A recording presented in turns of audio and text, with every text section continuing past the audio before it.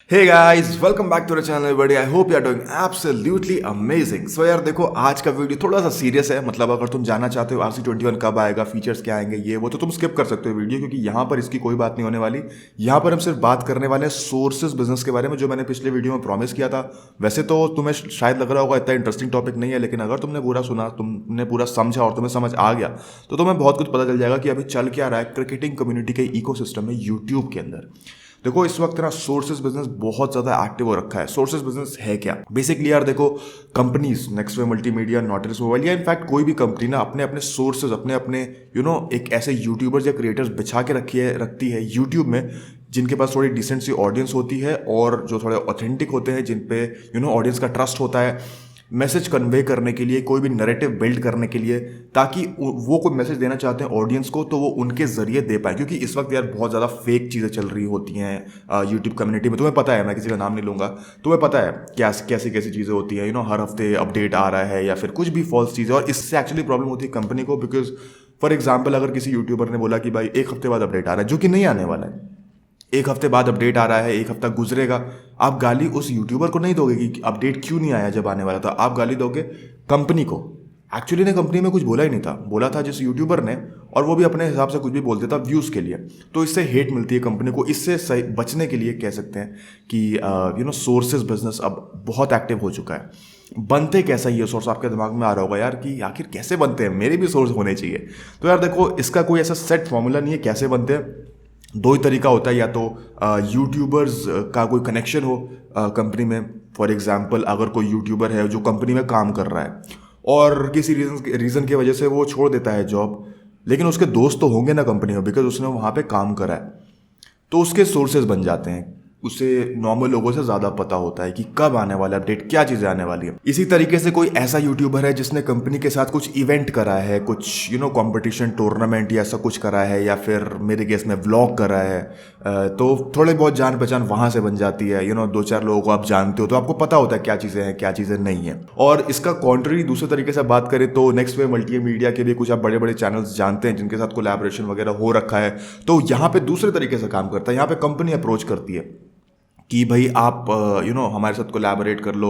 And उसके बाद होता क्या है कि जब भी कुछ कंपनी को नैरेटिव बिल्ड करना होता है, कुछ कम्युनिकेशन सेंड करना होता है अक्रॉस द यूजर्स, तो वो उनके जरिए कर सकते हैं। इससे सबसे बड़ी चीज़ यही होती है, सबसे बड़ा फायदा ये होता है कि कुछ भी फॉल्स चीज़ें फ्लोट नहीं करेंगे। अफवाहें, जो स्क्रीनशॉट वगैरह आप लोग शेयर करते हो बिना सोचे कि ये सच है कि नहीं है, बिना देखे कि उसके नीचे टाइम आ रहा है लिख के कि नहीं, बिना सोचे कि यार क्या पता ये फेक हो, एडिटेड हो, वो सारी जो चीज़ें हैं ना, उनको दबाने के लिए सबसे बड़ा इसका यूज होता है। अब देखो यार, हर सिक्के के दो पहलू होते हैं, एक अच्छा होता है, एक बुरा होता है। इसी तरीके से इसके भी कुछ प्रोज हैं, कुछ कॉन्स हैं, तो दोनों के बारे में बात कर लेते हैं। सबसे पहले यार, बुरा क्या है? देखो, यूट्यूबर्स के नज़रिए से अगर देखूँ ना, यूट्यूबर्स के नज़रिए से देखूँ तो यार पहले क्या होता था, लोग रिसर्च करते थे, जानते थे कि भाई क्या चीज़ है क्या नहीं है, हर किसी के पास बराबर इंफॉर्मेशन होता था। लेकिन अब क्या हो रखा है, अब किसी एक बंदे के पास ज़्यादा इन्फॉर्मेशन है, क्योंकि उनके सोर्सेज बन चुके हैं, एक या दो या तीन, जिनके पास भी सोर्सेज हैं, उनके पास ज़्यादा इन्फॉर्मेशन है कंपेयर टू बाकी पब्लिक। अब उनके पास दो ही ऑप्शन है, या तो वो फेक वीडियोस बनाएं, अगर उन्हें व्यूज़ चाहिए तो, या तो वो फेक वीडियोस बनाएं, या इन सोर्सेज वाले यूट्यूब चैनल को फॉलो कर लें और जो ये कंटेंट बना रहे हैं बेसिकली उनके सोर्स को अपना सोर्स बना लें, और जो भी कंटेंट आ रहा है उनको ही अपने वीडियो में रिप्लिकेट करें। तो उस तरीके से चीज़ें चल सकती हैं, विच इज़ क्वाइट अनफेयर, क्योंकि यहाँ पर अब ये इक्वल प्लेटफॉर्म नहीं रह चुका है। अब यहाँ पर लोगों को ज़्यादा इन्फॉर्मेशन होने लग गई है। सो अब बात करते हैं प्रोस के बारे में कि आखिर फ़ायदा क्या है। देखो, सबसे बड़ा फ़ायदा तो मैंने तुम्हें बता दिया कि कंपनीज को नैरेटिव बिल्ड करने में इससे बहुत फ़ायदा होता है। ह्यूमर्स जो होते हैं वो अब एग्जिस्ट नहीं करेंगे, क्योंकि जब भी कुछ कंपनी को नैरेटिव बिल्ड करना होता है, कुछ भी मैसेज देना होता है, बहुत ही ज़्यादा फ्लो रेडी हो चुका है। और क्योंकि इनके सोर्स एक बार बोल देंगे कि भाई मेरे पास सोर्स है, और जो जो वो कहते हैं, जो वो न्यूज़ देते हैं, वो एक बार यूजर्स देख भी लेते हैं, व्यूअर्स देख लेते हैं कि हाँ भाई जो ये बंदा कहता है वो आता है। तो यूजर्स के मन में भी, व्यूअर्स के मन में भी एक क्लियरिटी होगी कि अगर हमें ऑथेंटिक इन्फॉर्मेशन चाहिए तो हमें इस बंदे के पास जाना है, और कंपनी के अंदर भी ये क्लियरिटी होगी कि अगर मुझे कुछ मैसेज पहुंचाना है तो इस बंदे को देना है। तो इससे एक सेंस ऑफ क्लियरिटी होती है, इससे एक सेंस ऑफ कामनेस होती है ऑडियंस के अंदर भी और कंपनी के अंदर भी, कि भाई बिल्कुल ये हमारी हायरार्की, हमारा फ्लो बिल्कुल रेडी है। और ऑब्वियसली जो भी फेक यूट्यूबर्स हैं उनसे आप दूर हो सकते हैं।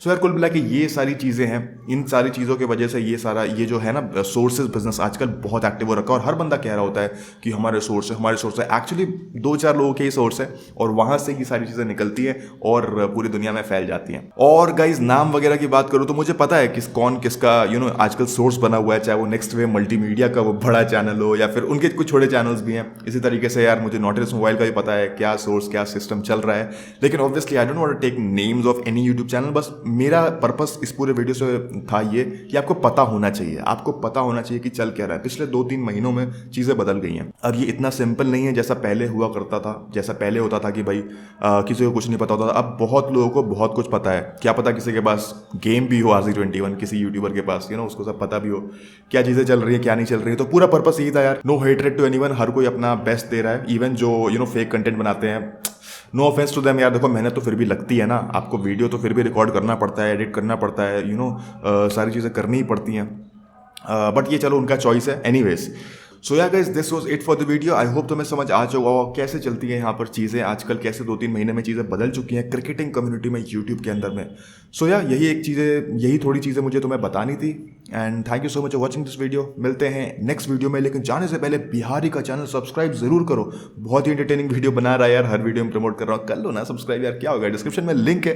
एंड नेक्स्ट वीडियो बहुत ही मच अवेटेड वीडियो होने वाला है, वहाँ पर हम बात करने वाले हैं फीचर्स के, थोड़ा ज़्यादा लंबा वीडियो होने वाला है। Do subscribe this channel and जुड़े रहो ताकि तुम्हें अपडेटेड इन्फॉर्मेशन मिल सके।